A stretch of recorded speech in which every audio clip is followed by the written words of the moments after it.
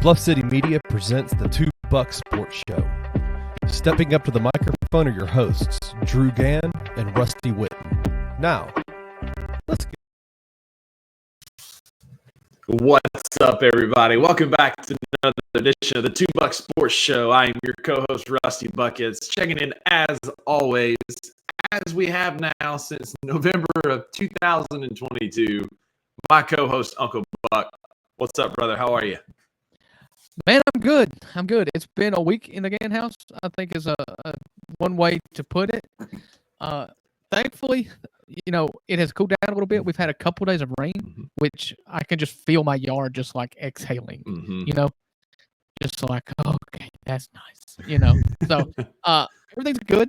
We are wrapping up a day of work and going to head to East Tennessee up in the mountains to visit some family before school starts back.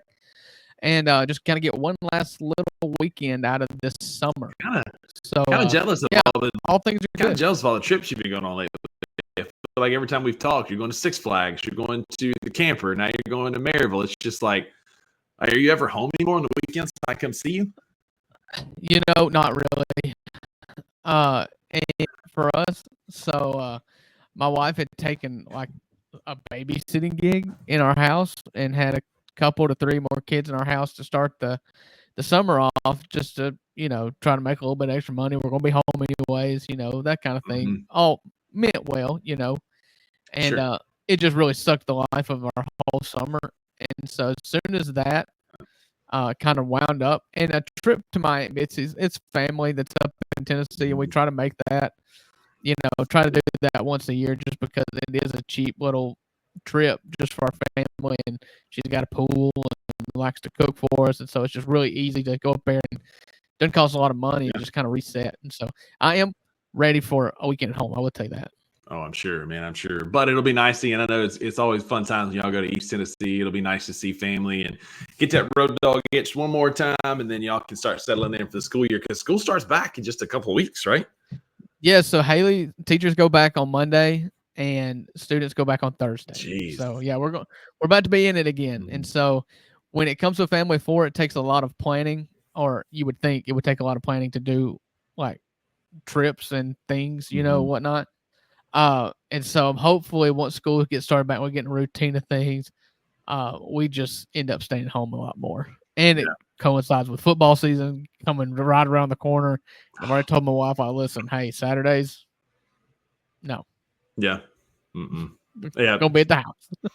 Maggie and I were talking about that the other night. She's not the biggest football fan. She likes basketball. She likes things that are like quicker pace. And so I can appreciate that. And we were texting about today's show, and she said, there's going to be a lot of football content on this one in there. I said, yes, ma'am. This would be a lot. Yeah. I mean, I guess, where did she do undergrad at? Rhodes College. Yeah. So she don't care about football. She didn't get that SEC bias like we did, but we'll get into all of that coming up in our third segment after we talk a little Grizz and after our world famous segment. Uncle Buck, you want to set it up? Yeah. So we start this show like we've started every show since, like you said, November of 22 with our Bucks Best and Beef for the week. It's a segment that's rarely about sports, and it's just about two friends catching up as to what has happened in their lives over the last couple of weeks. And we summarize them into the one single best thing that's happened to you this week and the worst thing. So, Rusty, I set it up. You knock it down. Hit me with your best thing that's happened to you this week. Man, last weekend was awesome. Queued it up on last week's show. Went to Florence, spent the weekend over there with Maggie. Had an awesome time. Stayed in a really nice, swanky hotel. No free shout out to the Gunrunner Hotel, downtown Florence. It was walking distance to like Rosie's and Trowbridge's and all the shops there on Main Street, right off of Tennessee Street. Had a great time just hanging out. Saturday night, got real dressed up, had a fancy dinner at the 360 Grill. Cool little bar area at the hotel. It was just a fun weekend. We had lunch on Saturday at Trowbridge's. And if you know about Trowbridge's. My granddad worked there when he was in high school in the late 40s. And so it's been there since 1917. And they serve like little sandwiches and ice cream. They're famous for their orange pineapple. Don't knock it till you try it. Actually, very good ice cream. And so just had a great weekend and culminated with lunch in Corinth with my co-host and his bride at Mi Toros, which was awesome. It was a good time catching up. First time we've really seen each other in a hot minute just because of our busy schedules. So it really couldn't have been a better weekend, man. She was wonderful to get away with for the weekend and just have some downtime. And really didn't watch much Game of Thrones, as was predicted. We watched one episode. Just were busy listening to music. It was the WC Handy Festival, a lot of stuff going on. So it was a fun weekend, man. It was definitely the highlight of my last week. Yeah, well, I mean, listen, if you take a trip on a weekend, 9 times out of 10, it's going to be the best thing that happened during the week in which you work. Exactly. Not a real stretch to get to that point. Not a shocker there. Yeah, we had a good weekend. So I guess we stayed home most of the weekend last weekend, which is has been documented already on this show today. Like it's been a rarity over the last month. I feel like we've been running since 4th of July. And so it was real nice. I was able to do some handyman stuff around the house that has been needing to be done for a long time that I've just kept putting off and putting off and putting off. But yeah, so Saturday we went and ate breakfast at grandma's and we came home and chilled out. It was great. A nice little reset.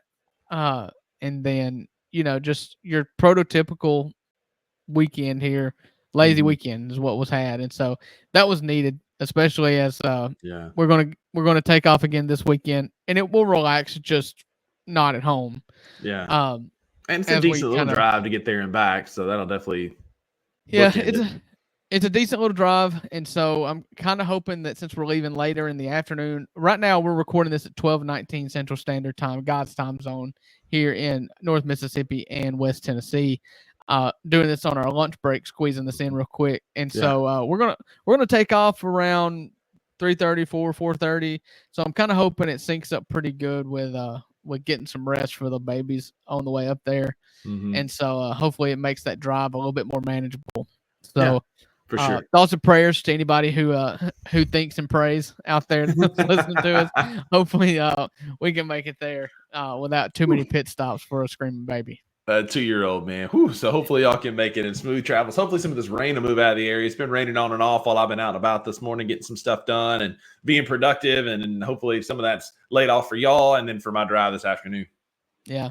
So let me just parlay this one into my beef. And it's a half-hearted beef, so don't think I'm griping, honey. So as we're at church on Sunday, I don't know how many of you guys grew up in church. Rusty and I did. Grew up in a Baptist church, a big one at that. And there's like a palpable excitement in a youth group, the week you're going to youth camp. And so we're not youths anymore. We're not youths anymore, And so I play a little music. My wife's an incredible singer. And so we help out with a praise and worship band at church on Sundays. Well, as the invitation is playing, as we are playing the invitation, our preacher, who's a young guy, about like us, good, we consider him a friend. He starts saying, okay, now let's just have a time of prayer for our young people that are going to youth camp. And you could just feel the excitement. Everybody had their bags packed. They're ready to go jump on the bus, have a week at camp, And Haley just looks at him. She's like, can I go? Can I go? Can I go? And I'm like, honey, we got 4 kids at home. What are you talking about? Like, just last minute like that. Just go. And we didn't have any kids with us at the time, ironically. And so she was like, can I go, please? Can I go? And so we compromised, and she went to youth camp on Sunday. And after lunch with Rusty, we went home, and she packed a bag and took off to youth camp in Eupora, Mississippi. Eupora. You ever been to Eupora? You have made a wrong turn. We played a football game there my senior year. The mosquitoes are so big, I killed one on my jersey. I had to change jerseys because it bled all over me. Those things were hummingbirds. Anyway. Yeah. And so, so Uncle Buck was rolling 4 deep in the Gann house to himself this week. And I've got to say, it's a different animal when you're by yourself. I have to say, I could not do this alone. But when I got a 2-year-old that's a mama's girl, I have to kind of soak up the time when Mama's not here, and so that was nice.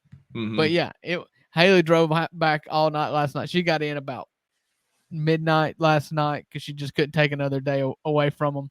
So we're all here. We're all restored back into our home, our nice 2-parent household, which is kind of like a sigh of relief a little bit. But I'm sure. Like I said, it's not really a beat. I'm very fortunate to have family that can help, and Mom cooked for us on Monday night, and yeah, we were just. It was been real relaxing. The weather was good. Didn't have to go to work. That would have been a problem. So we really just got to go and, just I got to have the kids to myself, which was a best, but it also is all the work to yourself as well, which is the beef. Sure. So yeah. All things considered, we're pretty good. There you go. That's awesome, man. But yeah, shout out to all the single parents out there. Don't know how y'all do it. I do not. I do not. I told Haley, and she was like, "You really, you really acted like you had it handled. It's almost like you were bragging, and almost like you were doing a better job than what is done when I'm there. Like I get in the way." And I was like, no, that's not what I was meaning by that. Yeah. I was just trying my best to let you enjoy it and have some peace, without thinking that the house is on fire. But exactly. There was times where it was close. I just didn't tell you about it. Yeah. I gave you some space this week as well because I knew you'd be struggling at home. So I'm glad to know that everybody has survived. You still have 4 kids and Mama's home safely. Yeah, 4. Yeah, still got 4. Perfect. So honestly, man, things are going really well right now. I do not have a lot of complaints. Life is good. Work's going well. Obviously coming off of a trip with Maggie's awesome. The one beef I've really got this week has been busy, man. I've been running around trying to fit in. So next week I'm going to Jackson for work on Tuesday and Wednesday for some territorial meetings and presentation stuff I have to do. So I'm losing 2 work days next week. So all the work and meetings that I would normally do next week with my clinicians and clinics, I'm doing this week to make up for next week being gone. And I have been running from can to can. Meetings. Yeah, man. And my truck's tongue is hanging out. I'm tired. If y'all see my tail come dragging in here in a minute, just let me know. I'll pick it up. But we're being very productive, getting things done. And it's just a busy week, man. And I like the weeks where I can spread out my meetings across. But like yesterday, I had 4 meetings. I've got 2 today. I've got 4 tomorrow. And so it's just like one after, and they're like all over town based on schedules. So like yesterday I was in Cordova, Bartlett, downtown, East Memphis. And today I'm heading to Jackson, cue up Johnny Cash. And then tomorrow it's like the same thing. It's kind of all over Midtown, East Memphis, out towards Bartlett. And so putting a lot of miles on the old truck this week, but it's to make up for next week. And if that's the worst thing I got going on is having a good, busy job. Life's pretty good right now. Yeah. And there's just nothing on TV. No, it's really not. So it just really stinks. Which we're coming into the Olympics, so there'll be plenty to watch coming up, but not today, which we'll deep dive a little bit more in the Olympics next week. We kind of wanted to wrap up some Grizzly talk this week before we officially sign off on Summer League and move into the Olympic season. And then we've got some college football content coming up for y'all at the very end in our 3rd segment. So hang around. We're going to transition out to our Grizz talk. We'll have our commercial break to pay the bills towards the end, and then we'll head right into our favorite time of the year. We'll start with our SEC football previews. So, Drew, we've officially wrapped up Summer League as of the beginning of this week. Grizzlies played the Miami Heat for the Summer League Championship on Monday and lost in a heartbreaking game. It was tough. It was back and forth. It was a great basketball game. It was so much fun. Drew texted me early in the game and said, "Are you watching Summer League?" And I was like, "Yeah." And he said, "Don't text me because I'm busy and we're going to watch. Braxton and I are going to watch it later as you're recording it watch it later." But what a great basketball game. Back and forth. We played a great game. Just ran out of gas and stop me if you've heard this before. But the Memphis Grizzlies missed a bunch of free throws that could have been the difference in the game. Right. Yeah. I mean, it was a great game. And, you don't want to let a lot of times it's hard to appreciate the game after you know the ending, and the ending did not go our way. Yeah. But I did because of it was really low stakes. I know it is a championship, air quotes, game, Summer League championship. So there was, I guess, some skin in it, but not much. And so I was really able to appreciate just a good game that was had. You know, you had Laravia and Gigi Mhm. and Scottie Pippen Jr. all at Cooking. or right underneath 30 points on the game. It just, I mean, they were fun. There's a lot of things looking forward to the Mhm. season that For sure. I was able to get excited about by really investing in the summer league team. Uh, Mhm. I hated the fact that foreign white kid Ooh, got Pele the Larson. Pele Larson got that stupid layup to fall as he was flopping to. I mean, so Man. overtime is an Elam ending, which is a target score, and they were down by 2, and the dude was trying so hard just to get fouled, and that he threw something up over his head. They didn't call the foul because it was obvious that he was just foul hunting, and the Mhm. dang thing went in, and it was just Yeah. the most frustrating thing in the world.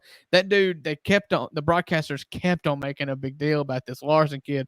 Oh, he's going to be in the rotation for the Heat this year, second round Yeah. pick, blah blah blah. Dude, you couldn't find anybody more annoying for my money than that Yes. dude, because Yes. he was in foul trouble all game long, Mhm. and then when he Mhm. was on offense, all he was trying to do was get fouled. Like, man, I don't He have went to any the James time Harden for it. James Harden school of offense. Just like a possession or two before, he tried to flop. They called it, and Coach March rightfully challenged it and got the foul taken away from Pip, who did give him a forearm check, but it was after the ball had Yeah, come loose and he was already that was really flailing in the close. air. And it was close, but I I thought the ball was loose when Pip put his forearm into him.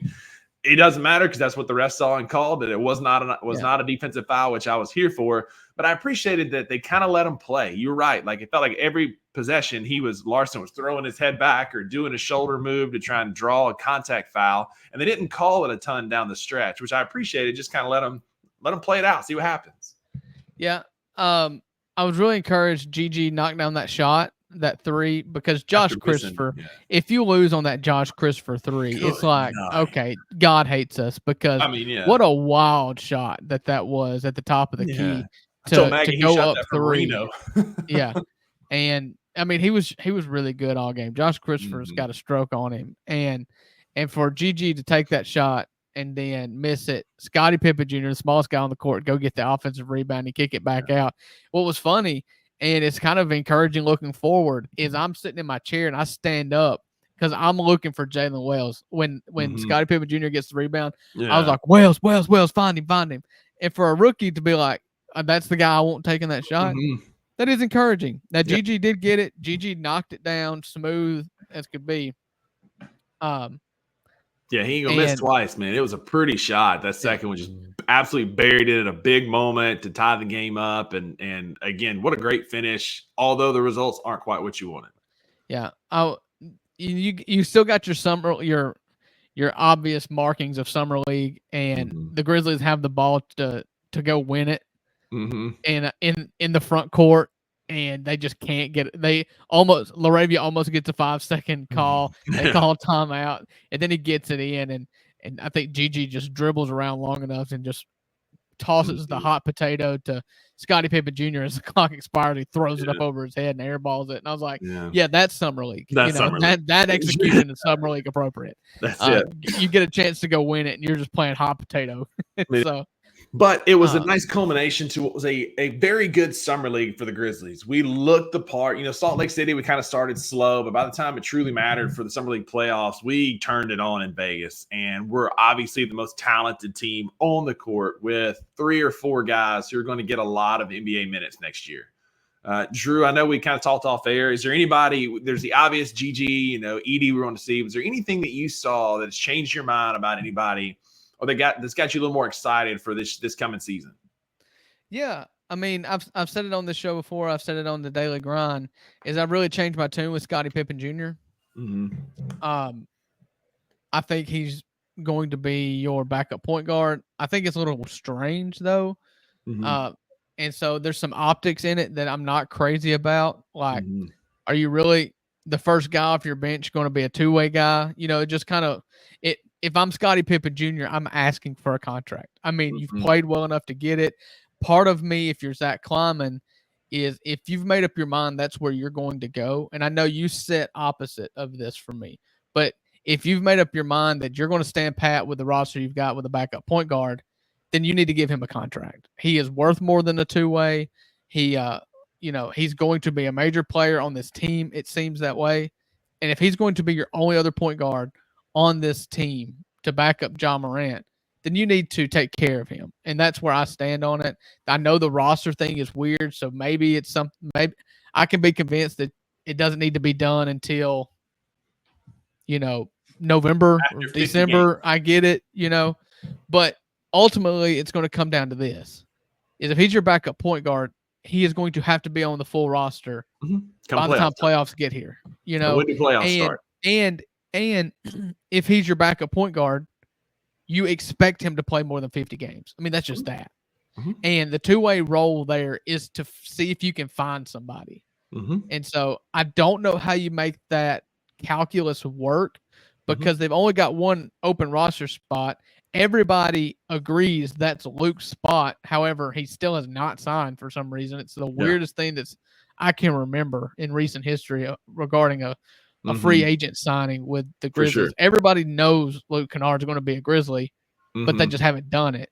Yeah. And so I know that you're going to have to get rid of somebody. I don't know if they're still shopping. I'm sure that's the reason why they're still shopping. Probably Santi, Diddy. They're probably seeing what they can get to clear up some space. They've got an extra roster spot now. They've got 2 roster spots now. Assuming that they just waive the guy that came back in the Zaire trade, which he will.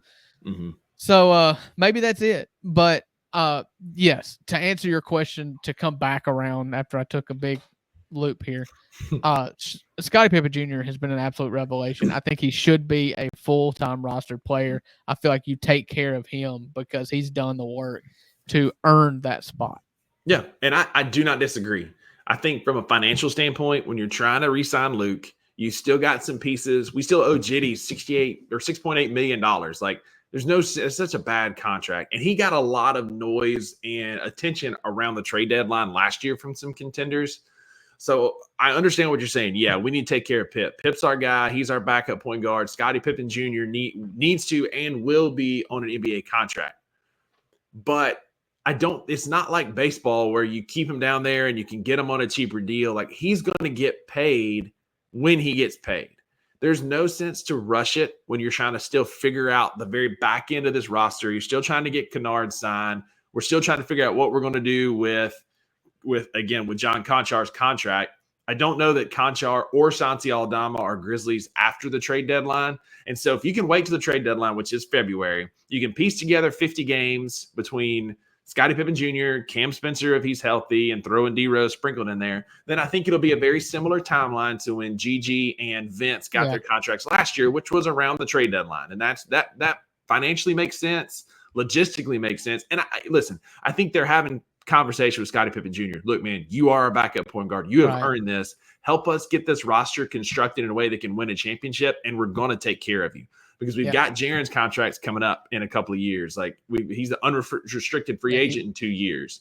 Like, he's up for an extension. He's going to sign an extension this next offseason. That's what I'm saying. So we're going to have to do some financial fancy footwork if we're going to avoid any kind of tax implications. One of which is probably keeping Scottie Pippen Jr. on a 2-way deal until you absolutely have to. Again, they're having those conversations, but it's nothing against Scottie Pippen Jr. You're going to get paid, but just not yet.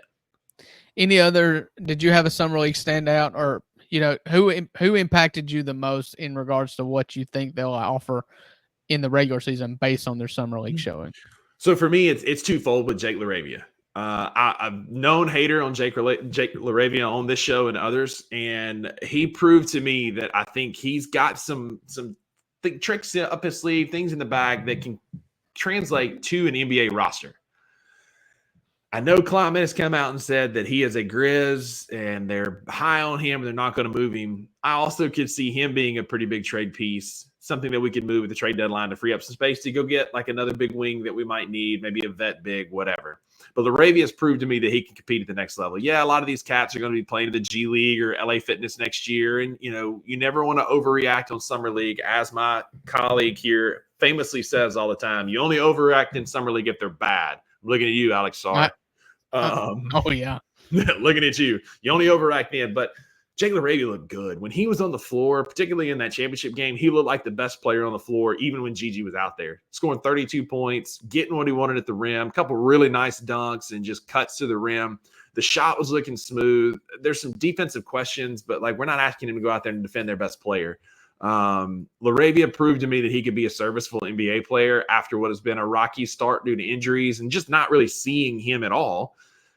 He changed my opinion. I think Jake Laravia has a spot in our rotation, and I think he's making a pretty good highlight film to package him in a trade deal at the deadline if needed. Yeah. So with Laravia, my thing was always he's 6'7". Mm-hmm. He's got good size. He's got a good build. He's strong. When you see him, the shot looks good, but he just hadn't been able to stay healthy. Mm-hmm. And my argument was always, listen, they spent the 17th, 19th pick or something on Jake Laravia. Yeah. I said he's making $14 million. They're going to try to make this work. And it's not that they're arrogant, but they've earned themselves a pretty good deal of respect in the development department in relation to Gigi and with Vince and some of the others. That's Desmond Bain, who've just kind of busted onto the scene from later in the draft, and so they were convinced about him. I always thought they were going to keep him with very little expectations, and I related it at last year's trade deadline show on Bluff City Media. I related Jake Laravia to an unopened Christmas present. If you were to trade Jake Laravia, it is like passing off a Christmas present with your name on it that you've never opened and you don't know what it is. You don't know. But in Summer League, he looked really good. What I like about him is that he looks strong. He is not scared at all to put his head down and try to get to the rim and draw fouls. Yeah. He can be very physical. He uses his size. Shot looks good. And in a league where nothing is more valuable than size and shooting on the wing, you've got to try to keep him. And he was encouraging. I hope there's nothing that will make or break Jake Laravia more than just general health. He's got to be able to stay in game shape and play big in the minutes than which he's given to start the season. Yeah, got to take care of your body. He's had bad ankles, a bum knee. He's had quite a few little nagging injuries, and we saw that this summer with some knee soreness, missing some games. And in the championship game, he went out for a few minutes favoring that leg. And so, agreed. Take care of your body, get healthy, and he could have a spot as the 12th man off the bench, 10th, 12th man off the bench, coming in and getting you some shots down the stretch. And conversely, what you didn't see from Summer League is Zach Kleiman did not see anything at all redeemable about what a transition. What a pro here, man. What a transition. About our boy. I loved him. I liked his hustle. Trey Jemison was a dude, man. It's who you're talking about. I liked his hustle. It was very clear that he had, I was unsure of whether or not he had fingers on his hands or not, the way he catches basketballs. That boy needed a jug machine on the bench. I just have so much respect for somebody who's just going out there. He looks good in a uniform. He's intimidating, and he just bangs and hustles and dives and rebounds. And I feel like guys like that are necessary on teams. But they saw a 7'1" big man with a little bit more shooting touch on Orlando's Summer League team and decided to go cut with bait Jay Huff. with our boy Jemison. And so take Huff. To our Memphis fans out there for a comparison, Jemison always reminded me of Joey Dorsey from back in the day in the late early 2000s, 04, 05, 06, around in there. He's not going to be your shooter, move around the floor kind of guy. He's a big body who's going to bang, who's going to get rebounds and be a defensive guy. No shot whatsoever. But a good dude and fun watching him play. Love watching the hustle that he always played with. Strong guy. I thought he had a pretty good summer league. averaging, Yeah, it 6 was or 7 fine. rebounds. It was fine for Jemison. It was fine, but you're right. They went and picked But a if 7-foot. if Go you ahead. don't stand out in summer league, I don't Exactly. know that you're And going to be yeah. trusted as a backup or a third Yeah. center. He didn't do a ton that just made me go, wow, we can't miss him. And I even said on the Daily Grind earlier this week that I don't know there's a spot for Jemison next year on this team at the end of his two-way. And they went ahead and cut bait, signing who you said, Jay Huff, a 7-foot guy, 7'1", who has NBA minutes, a little bit with the Lakers, a little bit with the Nuggets, was on the Magic Summer League this year, averaged 16.8 points per game, 5 rebounds per game, 2.2 blocks, shot 62 from the field and 35 from three. Not a bad stat line for a 7-footer. He can move. He's like he moves, plays a game similar. And Luke and I were talking about this a little bit earlier this week. Like plays a game similar to Edey. He can get in space. He can set picks. He can post up. It's going to give Scottie Pippen Jr. some opportunity to practice with a big 7-footer for any run that he's going to get in the NBA. It's going to get Jay could be that emergency center, and it's not going to be a huge drop off in size and ability and style of play from Zach Edey. Zach is a 7'4", back to the basket, kind of a high post and in guy. And that's what it seems like Huff is, but an occasional three. I mean, 35% is not bad. I don't know enough to sit here and say it's a home run or it's a great two-way contract, but it's we'll see. I get why they did it. I can see the logic behind it, and I'm willing to see kind of how it plays out. Yeah, it seems obvious that they just went for the upside of this guy. You're holding a lottery ticket. I think that the ceiling for Trey Jemison was very low. The ceiling is basically the floor, because he's not going to offer you he's going to hustle. He's going to hustle, and that's his best asset. He's not going to get a shot. He's not going to develop a shot or anything. Just not going to work. He did kind of have a floater that worked all right, this summer league, but Jay Huff is just a guy that has more tools in his belt, and you can tell he's jumped around a little bit more. You can tell he's just kind of been more desirable for other teams as well, It's one of those things, like, I get it. I hate to see Trey go, but I get it. It makes sense from a basketball standpoint, and maybe we found a little diamond in the rough. And he was the Summer League the G League Defensive Player of the Year. So he's got some chops on the defensive end that you could really use if you get into a pinch. And we all know what happens, what the team looks like if you get into a pinch with injuries. Yeah. I mean, you got it makes sense because you got Brandon Clark still coming back from an Achilles injury. Edey's obviously got some ankle stuff going on. Your three bigs right now are, as we sit here and record July 25th, are Edey, BC, and Jaren. That's your three guys that are going to get minutes at the 5. Adding Huff is another big 7-footer who can shoot. Osanti will get some 5 minutes too in small ball lineups for sure. But Huff will get some run, and he's a 7-footer who can shoot some. So there's some loose Jaren comparisons there. 7-footer who can shoot. We'll see what happens. I mean, we're talking about the 14th, 15th guy on the roster should it come down to it. Yeah. So I'm not really moved one way or the other. I understand the logic. I hope it turns out to be another diamond in the rough. Lord knows I'd love to have another 7'1" guy that we could throw in there as a true center.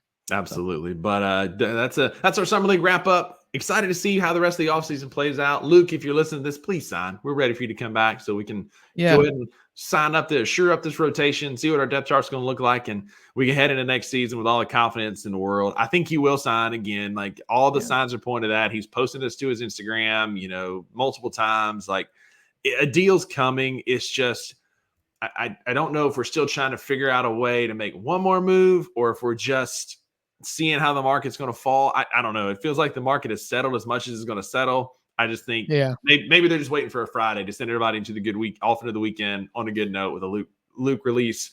So hopefully by the time we record this show, this is all old news and we're celebrating Luke Kennard's contract. So if we are, cheers to you, Luke. Welcome back. Hopefully by the time the show comes out, Luke Kennard is officially a member of the Memphis Grizzlies. Yeah, that's it. Well, Rusty, if you don't have anything to add about our Summer League Grizzlies, nope. We're going to take a break here. And when we come back, we're going to have our second installment of this season's college football talk. We're going to do this roughly 3 teams at a time. As you know, the SEC has 16 teams now with the addition of Texas and Oklahoma into our great conference. And so we're going to go roughly 3 teams at a time, kind of outline what we think going into them, compare our thoughts to what Vegas's lines are for season win totals. And we're going to get into the first 3 teams in alphabetical order right after these words.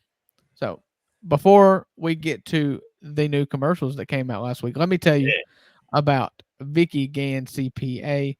If the name sounds familiar, is because we share the same name. Vicky Gann is my mother, and she is a certified public accountant of over 25 years. If you or anyone you know and love need some income tax work, some IRS work, anything related to government taxes, call her. She can do anything for you. Payroll, income tax, payroll tax. If you've got a small business and you use QuickBooks or you would like to get started using QuickBooks, give her a call. She is professionally trained in QuickBooks and she can help you get started or troubleshoot any issues that you've had. Give her a call. Her phone number is 662-415-6446, or you can email her at vickyganncpa@gmail.com. That's VICKIGANNCPA@gmail.com.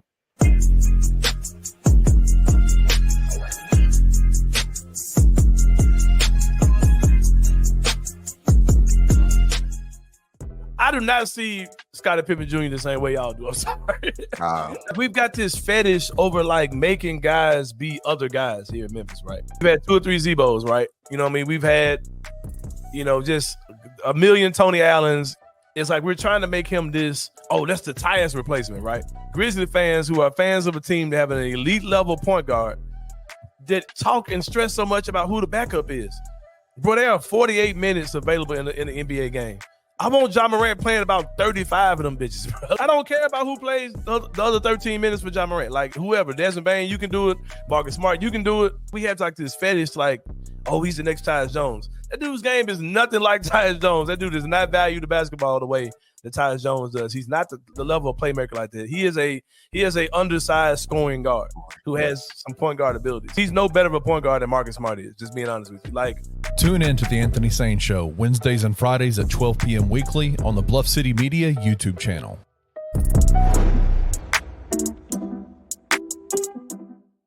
It seems like the roster is what it's going to be. Correct me if I'm wrong. Like, this is the roster they're going into the year with. Okay. Where does this roster rank from a talent perspective and an expectation perspective? You said the word preseason expectation. I would say this is the 4th out of 7.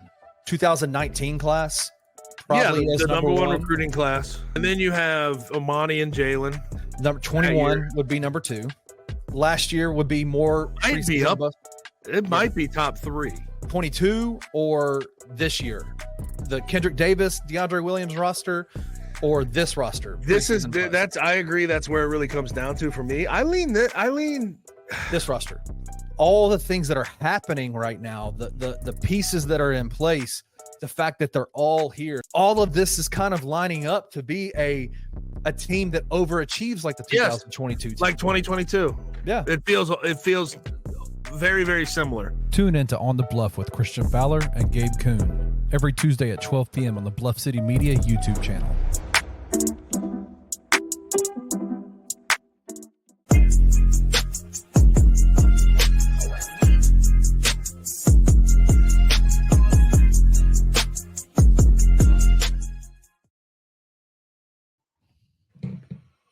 Welcome back to our show, the 2 Buck Sports Show. You can catch those shows at bluffcitymedia.co, Bluff City Media on YouTube. Click subscribe there. Join the Discord. Sign up as an insider. Come hang out with us. Love to have you all on board. A lot of cool stuff coming up. A lot of Olympics, a lot of off-season basketball. College football is coming back. If you're a fan of any SEC or the football team or the Memphis Tigers, we are your destination, bluffcitymedia.co. So I'd made a cool little graphic for SEC football, but for some reason it's not loading. So y'all will have it next week. So in the meantime, give us a follow at the number 2bucks_BCM, Instagram, Twitter. Come hang out with us on there. We're both active on both apps and would love to get to know y'all, hang out with y'all more. Follow us at the number 2bucks_BCM. Uncle Buck, It's that time of the year, buddy. College football is upon us. It's that time. Yes. Football time is here. We are within 5 weeks of kickoff, Labor Day weekend. We get some college football back in our lives. We did this last year, and we kind of rushed through it in a couple of episodes. So this year, we're going to string it out. We're actually going to go into in-depth on your favorite team. So we will be your resource for college football in the SEC for the coming year. And so what better way to start than in alphabetical order? And what better team to talk about than Alabama, with a lot of changes happening in T-Town. You know, we got Coach DeBoer in for the first season, following up the legend Nick Saban. You know, Drew, you never want to be the man that follows the man. Right. Because DeBoer sounds an awful lot like Dubose, which sounds an awful lot like 6-6. But the guy has won everywhere he has coached at every level. This dude is not Mike Dubose. Everybody just get that out of your head. Kalen DeBoer has won big at every single place he's ever been. I know that there were names out there when they were hiring a coach. Everybody wanted to talk big names. You know, there was Sarkisian, there was I'm blanking, but anyway, there was Dan Lanning. There were several names that came up for it. Yeah. And there were big names out there, but I don't know that dollar for dollar, pound for pound, there's better coach than Kalen DeBoer. I mean, he took Indiana as the OC to a 10-win team or a 8-9-win team with Michael Penix Jr. And then he took Michael Penix Jr. with him to Washington and won big immediately. Played in a national championship game last year. Like, I don't know how you can really be upset. And so now that hire's made, he's had, you know, as much of an offseason as a brand new coach can have. Alabama is easily the most interesting team to watch going into this season because for 17 years, 16, 17 years, everybody that were not Alabama fans was just wondering when Nick Saban's going to finally hang it up. And so now you're going to get to see it now. And it felt a really good coach. It was such a sudden departure. He's still, you know, a part of the program as a recruiting consultant or whatever they call his position. I don't know. A figurehead is all he is. Yeah. Such a sudden change to a young, innovative coach, and in a franchise or to a school that's fan base is known for patience, right, Drew? This is one we'll have plenty of time to right this ship. Absolutely not. No. But what helps is a very light non-conference schedule this year. They've got Wisconsin. They get South Florida at home, who absolutely gave them fits on the road last year. In the one game, no, it won't. That's the one game. This is an interesting storyline. I was talking to my brother about Alabama. He's a big Alabama fan, just getting ready for the show. And one of the big storylines this offseason is Ty Simpson kind of outplayed Jalen Milroe in a lot of ways in the spring. Showed a lot more leadership characteristics. Jalen Milroe's kind of been he won the locker room last year, but apparently it's been a different story this offseason. To me, you run Jalen Milroe out there until it doesn't work, because the guy is just an uber athlete who has a decent arm, who makes smart plays. But it feels like there's a quarterback competition brewing here in Kalen DeBoer's first year. Yeah, so don't for a second think that job is not Jalen Milroe's. I mean, it just is. He's a Heisman contender. He is the most dynamic quarterback in college football with his legs. I mean, it's just and it's scary to think of what Kalen DeBoer can do with him after seeing what he did with Michael Penix. Sure. Now, there's a big difference in the arm talent there for sure. But they both excel at the deep ball. Like, if there's one throw that Milroe can make, it's a deep throw. And Alabama's always going to have weapons on the outside. I think Alabama's good. Did they have Texas this year? So no. So that was my next thing we're going to talk about. They are favored in every single game this year except for Georgia, where they're a 4.5-point dog. FanDuel has them at a 9.5 win total, and we talked last week about that a little bit. But their road games this year are at Vandy, at Tennessee, at LSU, and at Oklahoma, which is not super daunting outside of Tennessee. And then we don't know what LSU is going to be, right? That could be a hard game, and it could easily not be a hard game. Their home games, they get Georgia at home, South Carolina, and then Missouri, who's going to be very good again next year, and Auburn all come to Tuscaloosa. So of the two, they get the lesser of the two new teams coming in. Oklahoma's going to be good, but how good without Dylan Gabriel and Jeff Lebby as their OC? How's that defense going to hold up? Venables is known defensive guy, but what is it going to look like? Alabama's schedule is set up to hammer the over on that 9.5. Yeah, and I think that's what you look at when you're at the SEC level. You first start, if you've got to win 10 games to go over, you start with looking at non-conference. They're going to sweep non-conference pretty easily, I think. I'm not worried about going and playing at Wisconsin. Western Kentucky, South Florida, and who else did you say? Lamborghini Mercer. Yeah. There's just, if there's two games that they lose, you look at the toss-up games at Tennessee, at LSU, Auburn at home is probably the three, and Georgia at home. And that Georgia game's early in the year too. So futures on that is Georgia minus 4.5 in Tuscaloosa, according to ESPN Bet. I saw that earlier on FanDuel, and they're favored at every game but that one. And it's just on pure talent coming back. It's a very favorable schedule. And like you said, you look at those toss-ups, I think they're all winnable games for them. We just don't know what they're going to look like. Right. And so I think they're going to look a lot of the same, especially on defense. They're always going to they're going to look really good coming off the bus. They're going to have the players. They're going to have the star rankings. They're going to get the transfer portal guys. I think that they're going to be good. The question is just how good are the other teams around them? I don't know that they're going to be. Of course, over the last couple of years, they have not been head and shoulders over the SEC because, Georgia's been there and Tennessee's beat them. And now Ole Miss is in the picture and LSU's always in the picture. So I don't think that they hold a stark advantage over any of those four teams I just mentioned, with Georgia still being the figurehead at the top of the SEC. Yeah, the latest line has them now in third place, third best odds to win the SEC at plus 650. We recorded last week. They were at plus 750, so they moved up. Some money has moved around. They're at plus 650. Again, biggest questions are what kind of offense is DeBoer going to run, and can that defense be elite like it has been under Saban? That's the question. That's the question. They returned, I believe, I looked it up, 12 or 14 starters. And lost a lot in the portal, but they also gained a lot in the portal. Yeah, but Alabama's going to do that. Yeah. They're going to lose people that aren't playing, and they're going to gain people. There's only two types of people that leave Alabama and Georgia, and that's draft picks and people who aren't playing. And so they're going to bring in the guys they're bringing in. They're going to be immediate impact guys more likely than not. The transfer portal is not going to hurt them. Players leaving is not going to hurt them. Yeah. One real quick thing. I meant to lead with this, but they announced yesterday that there's been some changes to college scholarships. I don't know if you saw that or not, but now football has 105 scholarships that they can tote out, which will help beef up some lineups. 85, and 85. So it's 20 more for football. The biggest news, and we'll talk about this more as we progress, baseball now has 34 scholarships available. You can get a full baseball scholarship now. That's completely different than how it's always been. It's double of what it used to be.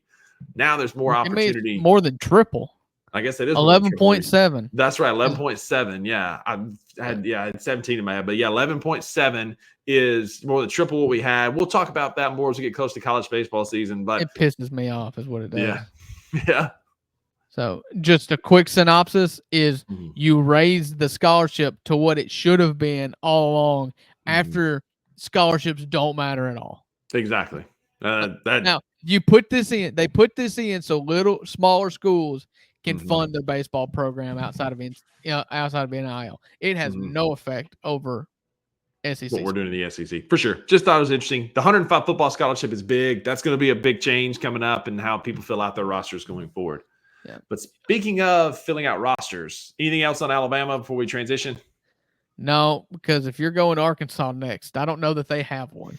That was my transition. Speaking of filling out rosters, Arkansas has done the opposite. They've had more attrition than they've had addition, losing KJ Jefferson to UCF. Rocket Sanders is gone.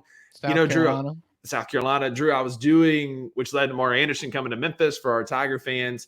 I was doing some research on this, and every single article that I opened previewing Arkansas football for next year started with previewing the offensive line. you know things are bad when So your bad. lead story is the offensive line. No offense It to our was guys so in the bad trench out there. last year. Gabe Kuhn in the commercial earlier, former Memphis Tigers center. Love the big guys up front. But your preview for the next season should not always start with an O-line. They got a transfer quarterback in from Boise State. Talon Green Jr. is projected to be the starter. I don't know anything about him. Defense, everything said. The secondary is not locked in. The linebackers should be good, I think. Defensive line has questions, so they might give up 100. But as long as Sam Pittman's embracing the hog, they're going to be fine in Fayetteville, I guess. Their best linebackers playing for Ole Miss this year. Yeah. Chris Paul Jr., Pooh Paul. Mm-hmm. They're returning 12 starters, 4 on offense, 7 on defense. It's so strange to me to see the exodus that happened at Arkansas after you retained your coach. That says something. That's telling. And I said it at the end of last season. I still believe that this is true. They retained Sam Pittman because it was cheaper than firing him, and they didn't like their options. Yeah. I think now that you see what's happened, nobody's happier that they kept Sam Pittman right now than Hunter Yurachek after you just had to go buy John Calipari. Absolutely. So, Arkansas is going to be awful. I just don't see a way that they're not. You lose what was he, like a 9-year starter at quarterback, KJ Jefferson? Sardis, Mississippi, right down the road here. Been there forever. And went to North Panola High School in Sardis. And you lose Rocket Sanders, who is arguably one of the top 2 to 3. He was an all SEC media pick at Media Days last week to be the on the all SEC team for running back. Right. That's South Carolina. So their opening line on FanDuel is 4.5 wins still. They're a plus 25,000 odds to win the SEC championship. I mean, just awful. 25,000. If you're going to bet on that, give me your Venmo and just send it to me. That's it. I'll do better with it than that. So their non-conference is weak outside of playing at Oklahoma State, which should be an interesting game if Arkansas wasn't so bad. Their road games in the SEC are Auburn, at Mississippi State, at Missouri. Then they have a neutral field game against A&M in Dallas, which is dumb. So stupid. Their home games, Tennessee comes to Fayetteville, LSU, Ole Miss, and Texas all play at Arkansas this year. And I'm sure one of those will be in Little Rock at War Memorial. They always play one typically there. Probably a lesser game. Yeah, but every single game they're going to play this year outside of some of their non-conference little cupcake games they're going to be a heavy underdog, rightfully so. It's just their offense feels anemic. Their defense couldn't stop anybody last year. It's just wild, though, that still, like, people are picking them to beat Mississippi State and some of these other teams, and it's like they showed me nothing last year, and they didn't get better. So why are they going to beat a team that they lost to last year when they did nothing to get? They got objectively, they got worse. You know how they're going to get better, Rusty? How's that? They're going to embrace the hog. They're embracing the hog in Fayetteville. There's a joke in there somewhere about Arkansas fans going to have to embrace the hog on Saturday instead of watching football games. We're going to leave it alone because it's the two best memes. The two best things that come out of Arkansas is the embracing the hog. And have you seen the guy talking about the mashed potatoes? That's probably the same guy. Probably the same guy. He's embracing the hog while enjoying some mashed potatoes. Mashed potatoes. Arkansas is bad. So this is a good time to interject this. I was looking up earlier some stuff. You can bet on anything these days, right? Like there's literally you can bet on everything. There are odds of the first college football coaches to be fired this year. Ooh, I'm guessing Sam Pittman's on there, but let me interject another one. I would put my money on Billy Napier at Florida. 4-1 odds. That's the number one. Yeah. That's the highest odds is Billy Napier at 4-1. Sam Pittman comes in a close second at 5-1. Mario Cristobal is at 6-1. Dave Aranda at Baylor 7-1. Clark Lee at Vanderbilt 8-1. And then Vanderbilt's not firing a coach midseason. He's going to work out his whole contract because they're not spending another dime on college football. Not at all. A couple that stand out. BYU coach at 10-1. Ryan Day is next at 12-1 at Ohio State. And then California, Pitt, Cincinnati, West Virginia. Shane Beamer is 16-1. Dabo is 25-1. Lincoln Riley 25-1, and then you got Venables at Oklahoma 33-1, and then Dion 50-1 odds to get fired this year. Yeah, they put Dion on there just to take some money from some haters. That's Yeah. it. Now some of those are shocking. Has Baylor fallen off a map? Because it wasn't 2 years ago. Ole Miss played them in the Sugar Bowl.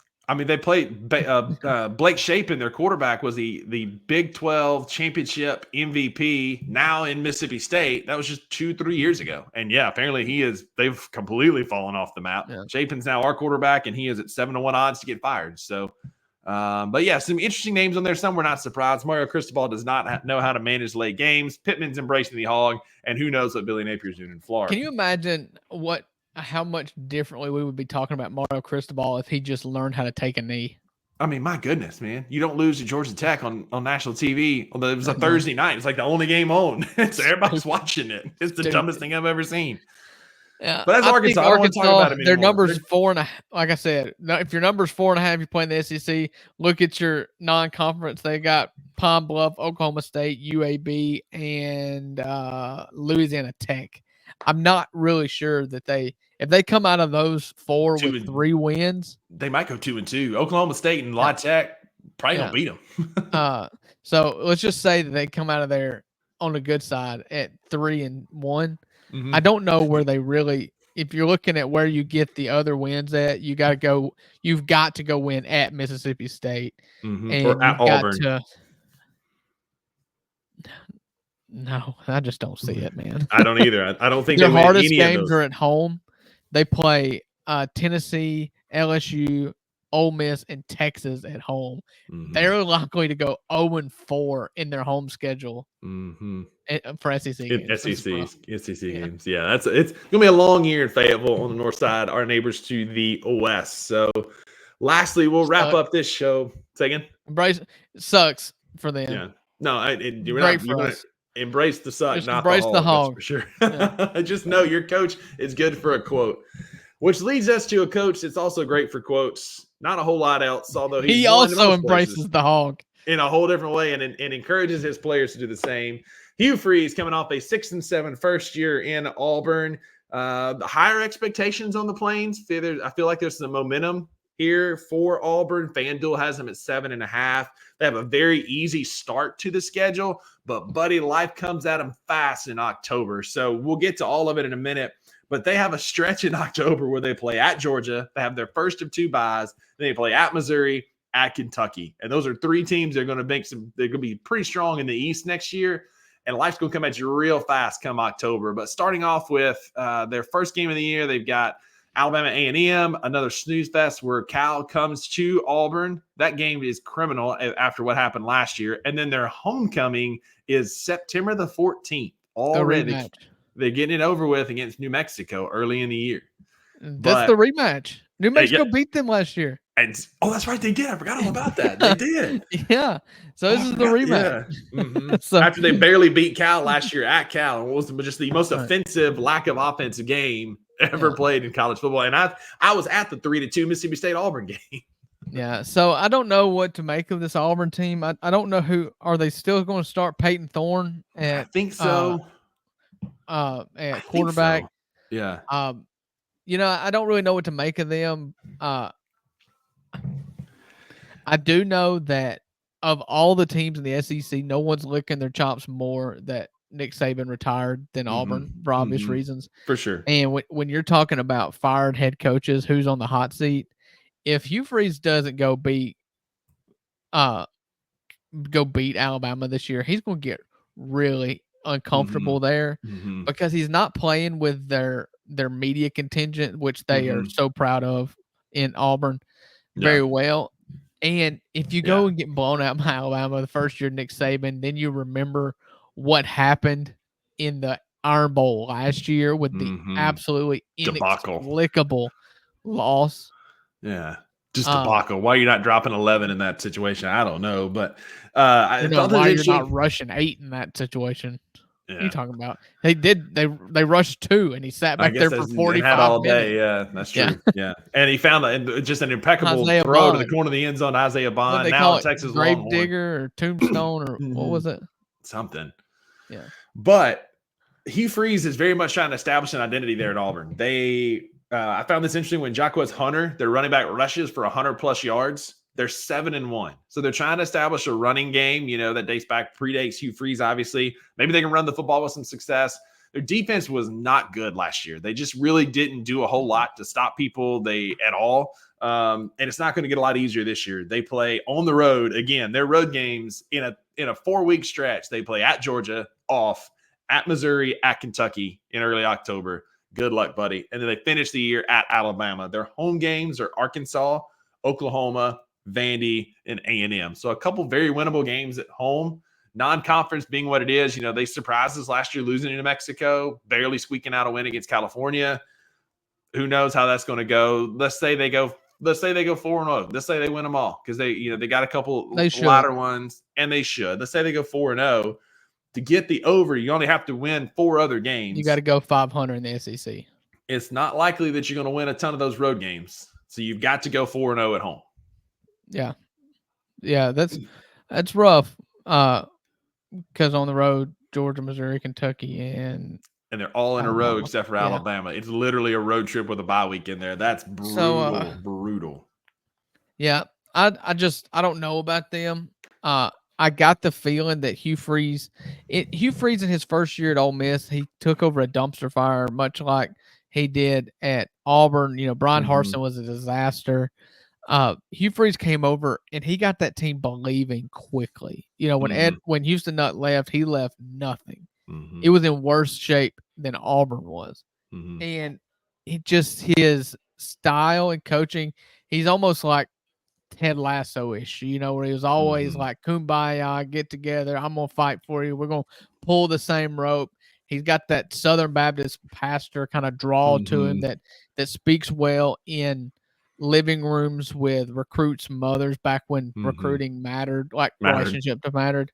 And so he was able to really kind of pull, get the team and the administration to pull in the same direction, and you saw results immediately. Ole Miss ended up going 7-6 that first year, but we had went 3-9 the year before, and so it was, or maybe even 2-10 that last nut year. It was awful, and you really saw progress quickly, and you saw morale. I don't feel like that's what you saw at Auburn last year. No, I would agree. Curious.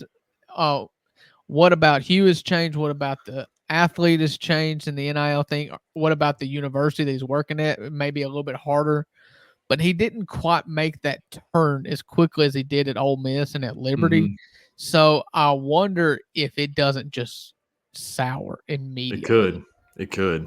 Especially if you lose one of those early games, like say Cal comes to Auburn and beats them, or New Mexico beats them on homecoming, and you don't sweep your non-conference. And then come that road trip where you're Georgia, Missouri, Kentucky, all in the month of October, that seat's going to get very uncomfortable before it even gets cold here in the South, for sure. Yeah, and you've got the opportunity to start strong, but when you start strong, you always look at how you can finish, and they've got the opportunity to finish on a high a little bit. It's not a tough gauntlet after, you've got that stretch of Oklahoma, Georgia, Missouri, Kentucky, but then you go Vanderbilt, Louisiana Monroe, A&M at home, and then the Iron Bowl. So there's like some redeeming qualities or some redeeming ways to kind of check some boxes late. And if you can go win those games leading up to the Iron Bowl and win the Iron Bowl or be really competitive in the Iron Bowl, you can really capitalize there. I think there is a path to 7-8 wins for this team. Feet to the fire. Got to make a call right now. I'm going to take the under. I think 7 wins is probably a good place for them. There's a path to 8 wins for sure, but that feels like the absolute ceiling with this brutal of a schedule. They don't really have an identity. Hugh Freeze is still trying to figure out what that team's going to look like. This doesn't, because like you said, Auburn is one of those schools that, like, Auburn magic is a real thing, and this doesn't feel like one of those years though where Auburn's going to just pull a fluke and look up and they've got 8, 9, 10 wins at the end of the year. This feels like just a weird Auburn team. Yeah, when that happens, they've had really good quarterback play and they've had a really good defense. You look at Cam Newton and you look at I just blanked on his name. Nick Marshall when he was the quarterback there. Yeah, and I mean You talking about miracles? Look up that season. Goodness. Again, Auburn magic is a real thing. Yeah. I don't think that they have that this year. I think 6-7 wins is probably where they're going to land. And Hugh Freeze is going to have a real hard time convincing them to bring him back next year without some significant progress. Listen, things are changing in college football, and I feel like 2 of the 3 teams that we talked about today we're talking about potentially firing coaches. I think it's just important to remember one more time what's kind of up against colleges right now with the ongoing congressional case that's going through the court system at a federal level right now, when in regards to players being paid a revenue share, a percentage of revenue. If that happens, and most people think that it is, I was listening to a podcast in which Ole Miss athletic director Keith Carter was operating under the assumption that it was going to happen, if for no other reason than to be prepared, because you can't operate under the assumption that it's not going to happen and then find out. In Ole Miss's case, they're ballparking the number being like $22 million a year to be revenue that's got to be shared with athletes. And so that is going to hamper greatly a lot of these coaching decisions. And I think coaches will start making less on their contracts and they will be sticking around longer because it's just not worth the buyout. Exactly. It's going to, the landscape is changing. There's a lot of things coming down the pipe. And we're going to see what coaches can keep up with it. And, we've already had the video game shift. The players getting paid for their likeness there. NIL is wide open. There's going to be some changes to what that looks like. But if players can get revenue share, it's going to be a whole different animal for these coaches. And, I think Jimbo Fisher will forever have the largest buyout that we will ever see as things are changing going forward. Man, you imagine somebody hating you so much that they want to pay you $95 million to sit at the house. God. That's Genius. wild, man. It is brilliant. Just that's how you retire. Is you get bought out at $95 million. Yeah. So, but yeah, that's our SEC preview. First three teams. We'll continue alphabetical order next week. We'll have our graphic put up. But if you're with us still at the hour and 8 mark, please give us a follow at the number 2Bucks_BCN. We hang out on Twitter, Instagram all the time. Come check us out. Come hang out with us this football season. We're gonna have a lot of great football content, as after all, we are football guys. And buddy, there will be some fireworks in that State Ole Miss episode, just like there always is, both for the game preview and in our season previews, as we both will absolutely agree on every single point about the other team as we talk about them in just a few short weeks. You were going to have to admit that Mississippi State's going to suck, and I'm going to agree with you. We'll see. We'll see about that. I was looking through, though, just a little hint. I was looking through the returning starters on the SEC. State's returning 4, and one of them's their kicker. Yeah, it's a whole new ball game in Starkville. It's a whole new team, but it's going to be and we'll save it for that episode. I can get onto it, man. I can get onto it with Levy's system. But hey, man, great episode. Enjoyed it, buddy. It's always fun getting on here talking sports and hanging out with you. I know you are trying to get on the road and get out of here, so I've kept you long enough. You know, your wife's been gracious to re-record a show on the 4th of July as y'all are trying to go camping. Now I'm holding y'all from going to Maryville, so please give Haley my best, as I appreciate her letting us get this recorded before you hit the road. Will do. And listen, man, remember, what you heard here today is not a professional opinion. It is 2 best friends talking about sports, and there are no refunds for the 2 Bucks Sports Show. Because with the $2, you always get what you pay for. Have a good weekend, everybody. Thank you for listening to the 2 Bucks Sports Show. If you enjoyed this episode, leave a rating and a review wherever you download your podcasts. Also, like and subscribe to Bluff City Media's YouTube page. For comprehensive coverage of all things Memphis sports, head over to www.bluffcitymedia.co and find out how you can become an insider. We will see you back here next time.